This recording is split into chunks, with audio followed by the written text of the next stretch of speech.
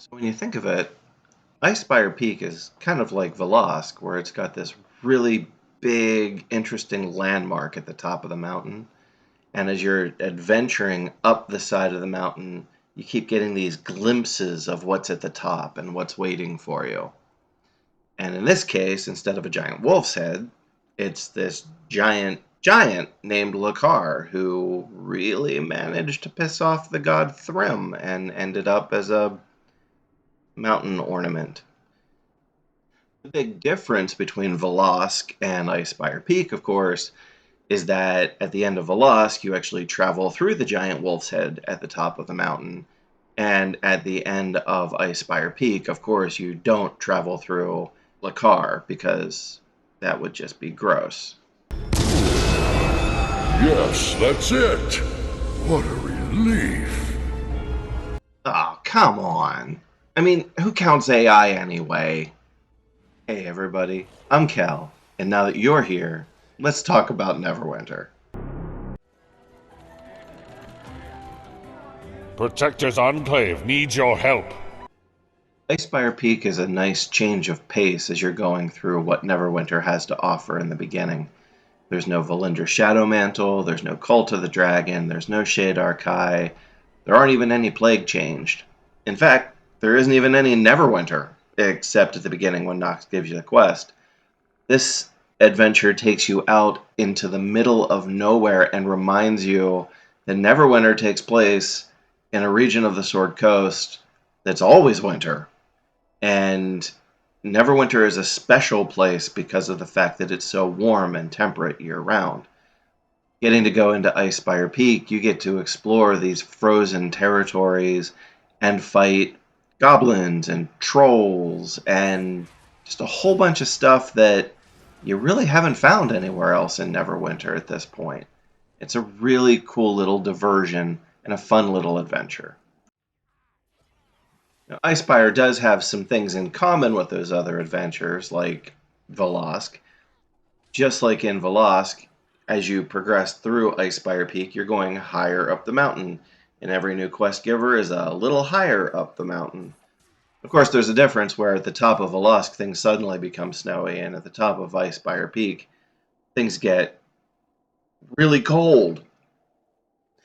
And one thing that Icespire does really cool, kind of like Velosk does, is it gives you that fantasy RPG version of climbing a mountain, and every now and then the world just opens up and you can see forever.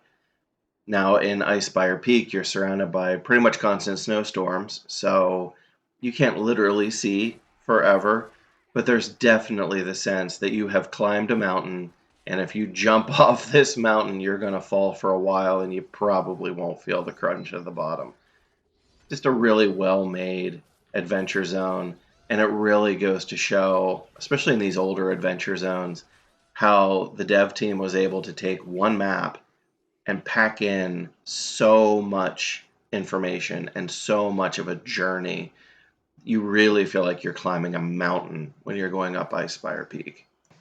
Quick detour to the resting place of Marothrax, late dragon of the Tyranny of Dragons campaign plotline. Many, many fond hours were spent waiting for Marothrax to arrive so that we could pounce on him with 10 or 20 other people who were waiting there to get just a little more campaign progress, kill the dragon, and maybe get some cool swag like the Dragonbone Swirl that Kel is wielding here. Good times, good memories. Alright, back on plot. This is the Goblin Village, leading into the lair of the Goblin Chief Murgle Mawkram. And I gotta say, as a long time goblins are better than orcs kind of D&D player, this really hit my sweet spot. Getting to fight my way through the Goblin Village, go into the cave lair at the center of the village. And there's even this cool element where you go in through the Goblin Village at the base of the mountain, and you fight your way up through all of these goblins and traps and all of these encounters. You finally defeat the Goblin Chief, Murgle Mawkram, and then you leave through the Goblin Chief's exit. And I gotta admit, every single time I leave through a different door, but I pop out the same place I went in. It's just one little thing in Neverwinter that reminds me that I'm playing a computer game. I'm not actually playing a real D&D game. I know with everything else that's going on in the game, it's probably silly to even mention that, but um, I really love this dungeon, not just because we get to fight goblins and finally get to defeat this really cool goblin chief, and there's all these traps and really cool terrain choices here. There's also this element of when we leave, we've climbed a mountain and we pop out on this ledge overlooking the top of the mountain, which is also just a really neat touch and a sign that the devs, when they were making Icespire Peak, were really trying to put something together that had consistency and logic, and it's just a lot of fun. Okay, and if I haven't completely nerded out enough, I have to point out every single time I have played through this dungeon, these guys over here on the right-hand side on the table, every time I remember a classic old Dungeons and Dragons adventure called Assault on Raven's Ruin. Goblins have taken over the old lair of the master thief Raven, and when you enter this one room, the dining room, goblins leap up on the table with bows, and while their wolves rush across the room to attack you, they stand back on the table getting higher ground and pelting you with arrows while you fight the wolves. And there's just something about walking into this room and you never see creatures in Neverwinter standing on terrain. And here you come into this room and there are these two goblin archers standing up on this table.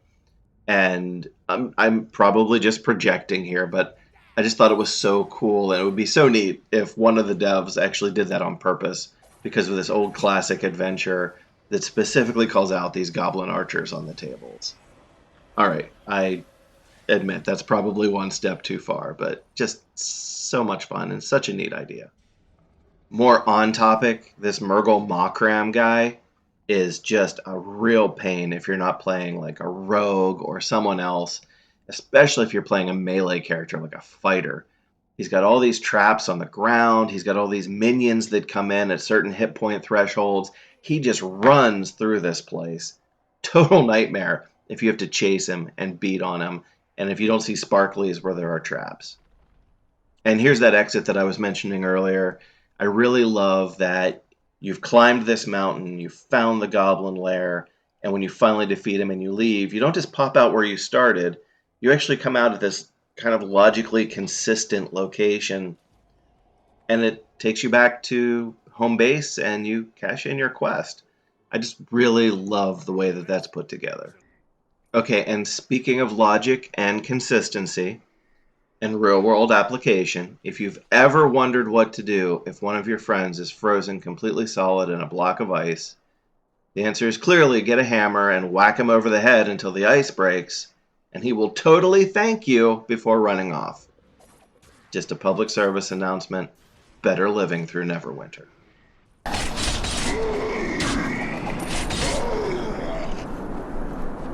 Okay, so check this out. I'm not sure how many people have found this part of Icespire Peak.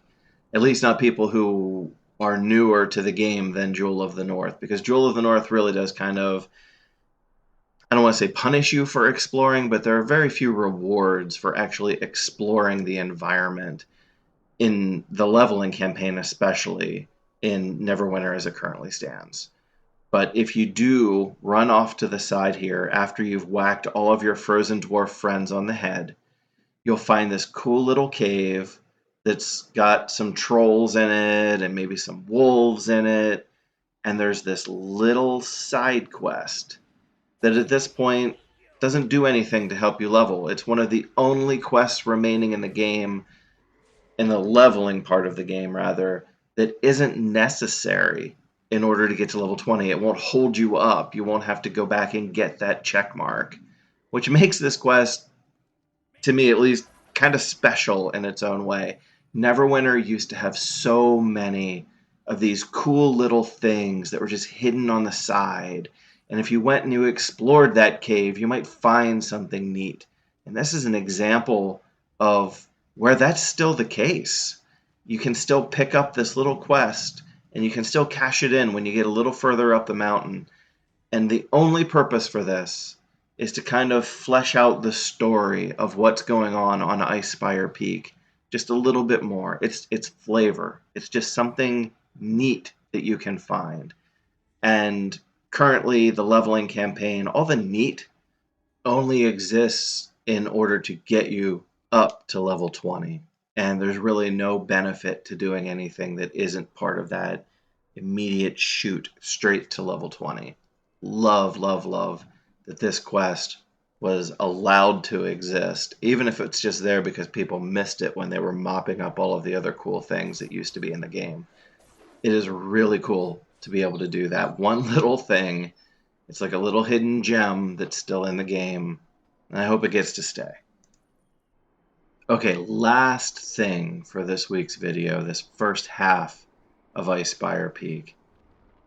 Yeah, there's Lakar again. We've seen Lakar, and Lakar is really what you come here for. But the other thing that really stands out, I remember the first time I played Icespire Peak, getting up here and seeing this axe, and how the axe has fallen and it acts as a bridge across to the next peak over, which is where Hrimnir and his giants live. And it was really just one of the big wow moments that I had the first time I played Neverwinter. And I still remember that feeling. We've seen a lot in Neverwinter. We've played a lot of adventures over the years in Neverwinter. But I still remember this axe and the first time I crossed over it. If you have any amount of fear of heights, Neverwinter does an excellent job of triggering that fear, at least the first time you come across it. Looking down over the edge, looking at how far you have to go across. This thing might be wide enough to drive a wagon across, but as you run across it for the first time, all you can think is, axe halves are round. This thing is covered in ice. I'm going to slide off. I'm going to fall forever. No one's ever going to find my body. There's just something about crossing that axe for the first time that stands out in my memory. And it's as a good thing, as a really cool element of exploring Icespire Peak for the first time. Well, that about wraps us up for today, and I hope you liked what you saw. If you did, please consider giving us a like and a subscribe. It really helps us out. Leave a comment in the section below. And we look forward to seeing you next time when we talk about Neverwinter.